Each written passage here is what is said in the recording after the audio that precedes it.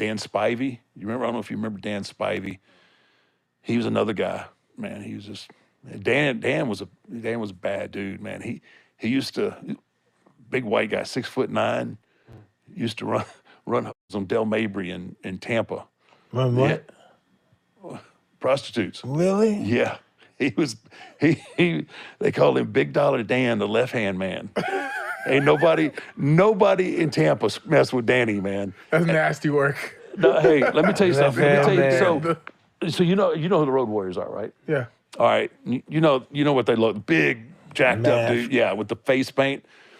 So me and Danny, I was his partner, and we wrestled. We were wrestling the Road Warriors, and we'd been wrestling in several, and they've been beating us, and we're trying to build up for this pay-per-view. This is when we were in WCW. We're trying to build up this pay-per-view, and I'm green. I'm a kid in the business. I don't say nothing. I just kind of do whatever Danny says. I go and I do. So we get to the dressing room. It's in Corpus Christi, Texas, and he goes, tonight. He goes, just follow me. Follow my lead. Watch my back. I'm like, okay, what's up? He goes, don't worry about it. Just follow my lead. Watch my back. We're gonna get some heat with the Road Warriors tonight. I'm like, okay. I got nothing. I don't have any idea what he's talking about. Anyway, we have this match.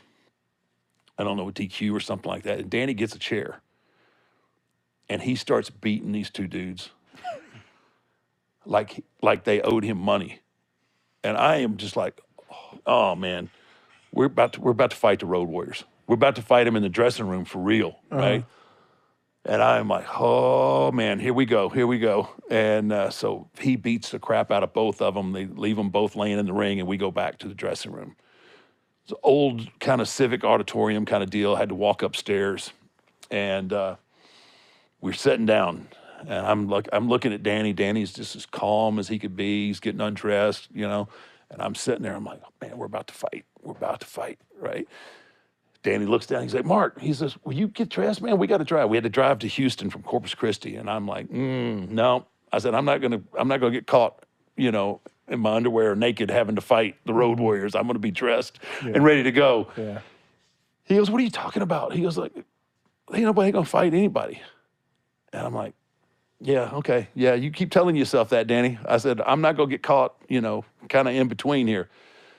So he's like, man, ain't nothing gonna happen, right? And now I can hear them. They're coming up the stairs. And I'm like, oh boy, here we go. So I'm kind of positioning. I'm sitting on this bench, and I'm kind of getting myself like so I can spring, right? So I'm gonna get off before one of them gets to me.